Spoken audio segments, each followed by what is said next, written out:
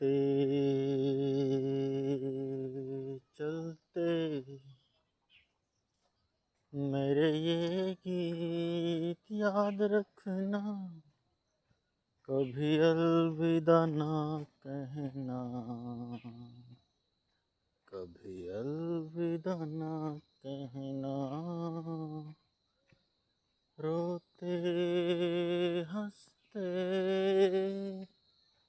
यूं ही तुम मुस्कुराते रहना, कभी अलविदा ना कहना, कभी अलविदा ना कहना।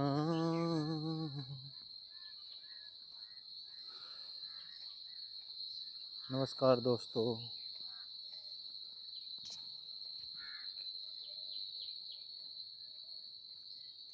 आशा है आप सभी लोग स्वस्थ होंगे, सुखद होंगे, अपने अपने स्थानों पर अपने परिवार के साथ मंगलमय होंगे। ये देखिए प्रकृति क्या कह रही है। प्रकृति आनंद बखेर रही है। प्रकृति कुछ कह रही है। वो कह रही है कि आप ज़्यादा से ज़्यादा पेड़ लगाएं, ज़्यादा से ज़्यादा प्रकृति को साफ रखें, प्रकृति के मित्र बन जाएं, उसी के अंदर समा जाएं। यही ईश्वर की अनुभूति होगी, यही उसका आनंद होगा। हमेशा के लिए तो कुछ भी परमानेंट नहीं है। जितने दिन रहें सुखद आनंद पूर्वक रहें। जीवन में संघर्ष भी होगा, गम भी होगा, खुशी भी होगी, और इस खट्टे मीठे स्वभाव आनंद के साथ अपनी यात्रा चलते ही जाएं। यही जीवन है। इसका एक दिन अंत भी होना है और फिर से कोई और दूसरी यात्रा शुरू हो जाएगी। तो इसलिए एक तरीके से तो यात्रा कभी ख़त्म होती ही नहीं है, और यदि यात्रा कभी ख़त्म नहीं होती तो फिर यात्रा से घबराना भी क्या है। उसका आनंद ही लेना है। दर्द है तो उसका भी आनंद लेना है। दर्द में भी एक अनुभूति होती है, दुख में भी एक अनुभूति होती है। दुख को और सुख को उस ईश्वर का प्रसाद समझ के ग्रहण करते जाएं। उसको ग्रहण करना ही हमारी प्रारब्ध की सीमा होगी। यदि उसका प्रसाद समझ के हम उसको ग्रहण करेंगे तो हमें जो दुख होगा उसको भी सहन करने की शक्ति वो देगा। जैसे कभी कभी डॉक्टर दवाई देता है, और यदि हम ये सोच के उसको लेते हैं कि ये हमारी बीमारी को ठीक करेगी, तो दवाई में भी एक संतुष्टि होती है, दवाई में भी एक आशा होती है। इसी प्रकार यदि ईश्वर हमें कोई दुख, कष्ट एवं संघर्ष के रास्ते पे चलाता है, तो उसको ईश्वर की, उस डॉक्टर की, वो जो सबसे बड़ा डॉक्टर है, उसकी दवाई समझ के ग्रहण करें। और ऐसा सोचकर कि हम में कोई बीमारी है, हम में कोई कष्ट है, वो इस कष्ट से दूर होगा, उसकी दवाई उसको समझ कर ले लें। उसमें भी एक आस होगी, एक उसमें आनंद होगा, एक अनुभूति होगी, जो कि हम उसको ये सोच कर लेंगे कि वो जो डॉक्टर है हमारा, जो हमारा ख्याल रखता है, वो हमें दवाई दे रहा है। और सुख में भी उसको याद रखें, क्योंकि सुख में यदि हम उसको याद रखेंगे, जैसे हम किसी अपने रिश्तेदार को, अपने प्यारे को या किसी डॉक्टर को या किसी मैकेनिक को या वकील को, जो भी हमारे रिलेशन में होते हैं, जिन्होंने हमारा साथ दिया होता है कष्ट के टाइम, तो उन्हीं को हम अपना मानकर अपने सुख में भी उनको सम्मिलित करते हैं, उनके साथ महोत्सव मनाते हैं, ये सोचकर कि ये हमारे अपने हैं। तो इसी प्रकार हम यदि उसको दुख में याद करेंगे तो सुख में भी हमें उतना ही याद करना है, ताकि वो हमारे कष्ट के दिनों में भी काम आएगा, ताकि वो हम उसको अपना मानेंगे तो वो भी हमारा अपनापन स्वीकार करेगा और सदा हमारे दुख सुख में हमारे साथ रहेगा। सुख में हमें उसकी यदि अनुभूति रहेगी तो वो सुख का अहंकार नहीं होने देगा और सुख का भी आनंद हमें मिलेगा। हमारी इंद्रियां, हमारा अहम हम पर हावी नहीं होगा, हमारी धन संपत्ति हम पर हावी नहीं होगी, हमें गलत रास्ते पर चलने से बचाएगा। तो इस प्रकार यदि हम उसको सुख में भी याद रखेंगे तो वो भी हमारे फैमिली डॉक्टर की तरह हमें याद रख के हमारी रक्षा करेगा, हमें गलत रास्ते पे चलने से रोकेगा। जिस प्रकार बहुत बहुत बड़े राजा, जिनके पास बहुत शक्तियाँ आई, बहुत धन संपत्ति आई, और वो अपने जीवन में बहक गए क्योंकि वो उस परम पिता परमेश्वर को भूल गए, क्योंकि उन्होंने ये समझा, उनमें अहंकार आ गया कि वही जो कुछ है सब कुछ वही है, उनके ही हाथ में पावर है, सब कुछ उनके। जब ऐसे आदमी शक्तिशाली हो जाता है, धन संपत्ति का मालिक हो जाता है, सुख के दिन उसके आ जाते हैं, तो वो ये समझने लगता है कि वो इस जग का स्वामी हो गया है, इस समाज का स्वामी हो गया है, इस सृष्टि का स्वामी हो गया है। उसमें अहंकार उत्पन्न हो जाता है और फिर अहंकारवश वो अपनी प्रॉस्पेरिटी को, धन संपत्ति को, पावर को संभाल नहीं पाता और खो देता है, क्योंकि उसने उस ईश्वर को याद नहीं रखा। ईश्वर ही आपको धन, वैभव, संपत्ति, पावर, शक्ति को संभालने की शक्ति, अंदर का धैर्य वो ही देता है, क्योंकि शिव ही शक्ति को संभालते हैं। शक्ति जो माँ स्वरूप है वो शिव के ही साथ रहते हैं। शिव धैर्य का नाम है, शिव विष पीने वाले का नाम है। इसलिए हमेशा शिव का स्मरण करें। शिव का मतलब परमात्मा है। जिस भी रूप में आप उसको स्वीकार करें, जिस भी रूप में आप उसको पूजें, वो सब शिव ही है, शिव का ही रूप है। चाहे आप उसको कृष्ण कहें या राम कहें, रहीम कहें या श्याम कहें, या अल्लाह कहें या नानक कहें या यीशु कहें, ये तो मेरे कहने से तो आप अपना नाम नहीं बदलोगे और बदलना भी नहीं चाहिए, लेकिन आपको खुद ही इसकी अनुभूति लेनी है, खुद ही अपने को चिंतन करना है। जो भी रास्ता आपको सुगम लगे, धर्म प्रयास लगे, उसको अपनाएं और उसका नाम सुमिरन करें, उनका नाम भी सुमिरन करें और प्रकृति में उनका अनुभव भी करें। जब तक अनुभव नहीं होगा तब तक सुमिरन भी अधूरा रहेगा, और जब तक सुमिरन नहीं होगा तब तक अनुभव भी अधूरा रहेगा। इसलिए आप जो हैं सुमिरन भी करें और अनुभव भी करें, हमेशा उसका ध्यान रखें, ऐसी कोशिश करें, क्योंकि हमेशा उसका ध्यान रहेगा तो सुमिरन धीरे धीरे मन में अपने आप चलेगा, क्योंकि आपके अंदर सूक्ष्म शरीर है, चेतना है।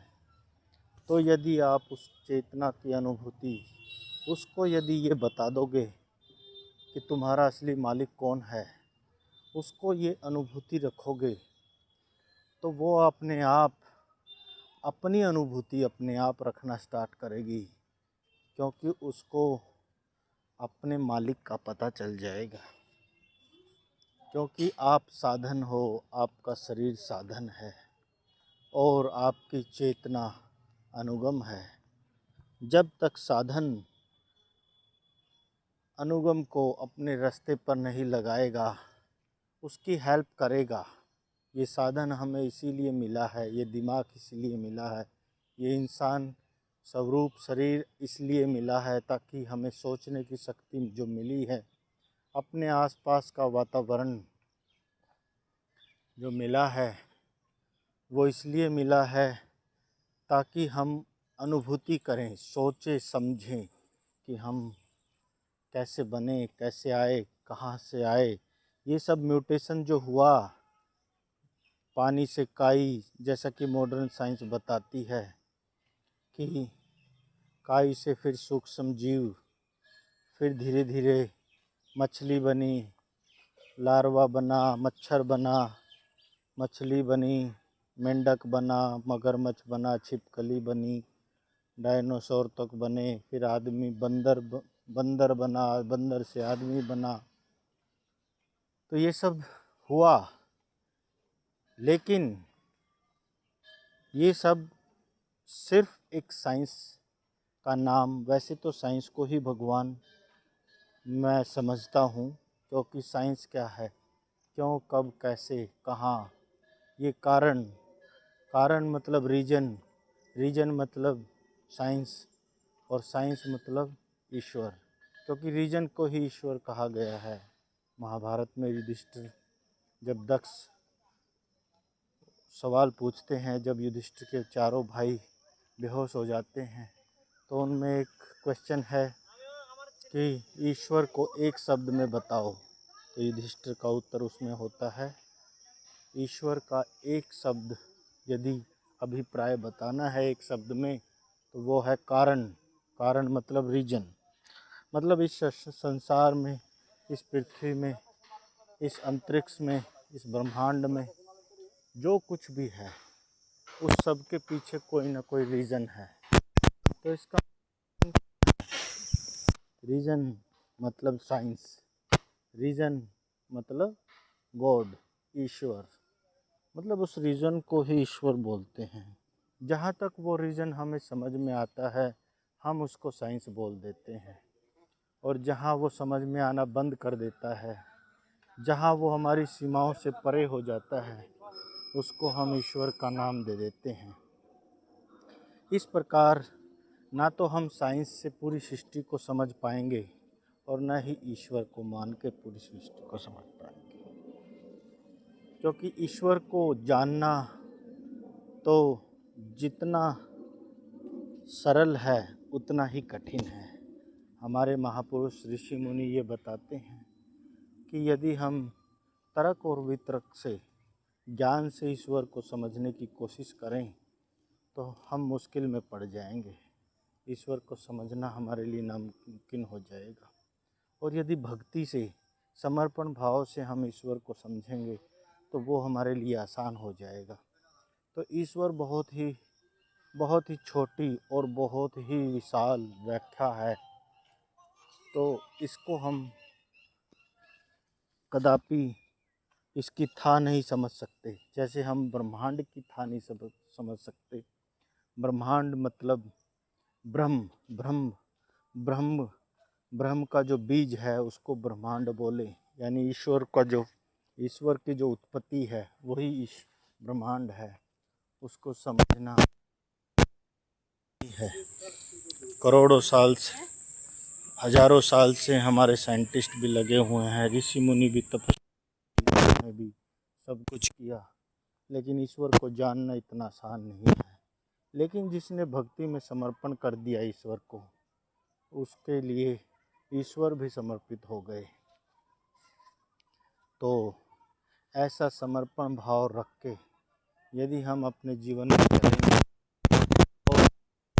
और भक्ति भाव चलेंगे, मैं ये नहीं कह रहा कि हम लिटरेट हो जाएं, बिल्कुल बिना लॉजिक के, बिना रीज़न के किसी को फॉलो करें या किसी के भक्त बन जाएं। हमें लॉजिक हमेशा, साइंस का हमेशा सहारा लेना है, ज्ञान का भी सहारा लेना है, लेकिन भक्ति को याद रखना है। इससे हम अपनी सीमाओं को जान पाएंगे। जहाँ तक हमें ज्ञान होगा वहाँ हमारी सीमाएं होंगी, और हम अब धीरे धीरे अपनी सीमाओं को बढ़ा रहे हैं, और ये अच्छा है सीमा को बढ़ाना।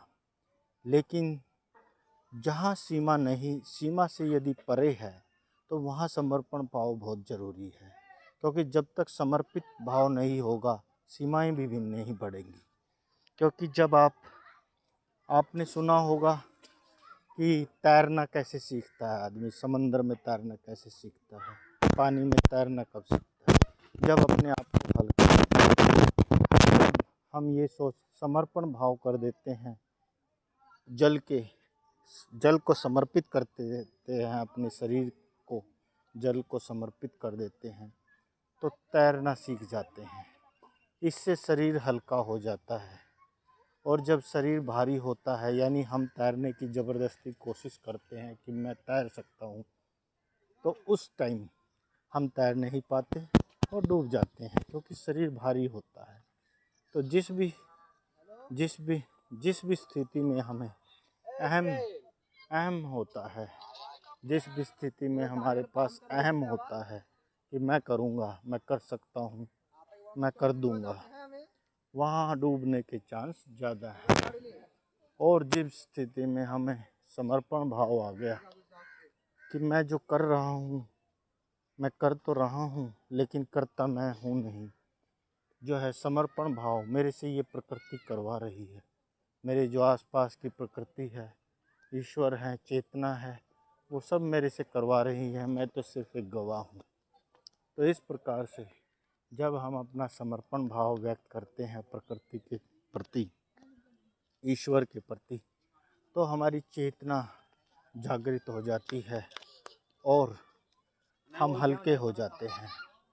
हम एक गवाह के रूप में चीज़ों को देखते हैं, और फिर चीज़ें जो होता है, कोशिश हमें करनी है, और बाकी सब बढ़िया होता है, क्योंकि उससे हमें पॉजिटिव थॉट्स आ जाते हैं और हमारी एक्सपेक्टेशंस कम हो जाती हैं। और जब एक्सपेक्टेशन कम हो जाती हैं तो रिज़ल्ट ज़्यादा बेटर हो जाते हैं, क्योंकि फिर हमें दुख नहीं होता, फिर हमारी जो इंद्रियां हैं वो काफ़ी हद तक हमारे अकॉर्डिंग काम करती हैं। तो यही मेरा आज का विचार है। आशा है आप सबको पसंद आए, और जो लोग मुझे मेरे विचारों को से सहमत हैं वो कमेंट बॉक्स में जय श्री राम लिखें, जय श्री कृष्ण राधे कृष्ण लिखें, हर हर महादेव लिखें, अपने अपने धर्म के लिए अपने अपने नमस्कार लिखें। जय श्री राम। आप सभी की जय हो, इस प्रकृति की जय हो, इस आकाश की जय हो, इस पृथ्वी की जय हो, जय हो। जय श्री राम, जय श्री, इस मानवता की जय।